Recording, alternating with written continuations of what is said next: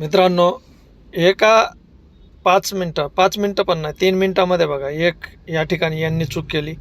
थोडंसं पुढं गेलो दुसऱ्या सिग्नलवरती, किती जण आता सिग्नल तोडून आलेत पाहिलं असेल तुम्ही. त्याच्यानंतर दुसऱ्या सिग्नलवर हा रिक्षावाला बघा, इथून यायला एंट्रीच नाही आहे, तरी देखील हे रिक्षावाले हे सर्वजण येऊन मध्येच चौकामध्ये थांबलेत. त्याच्यानंतर थोडंसं पुढं गेलो आपण. पुढं गेल्यानंतर या सिग्नलवर फोनवरती एक माणूस फोनवर आहे. ते बघा, फोन बघतोय, हातामध्ये फोन आहे आणि तो माझा सिग्नल बघतोय की बंद झालाय की नाही झालाय. एवढे विचित्र लोक आहेत. आता मी काय करतो तुम्हाला दाखवतो मित्रांनो. मी शक्यतो होता होईल तेवढं झेब्रा क्रॉसिंगच्या असं पाठीमागं थांबतो.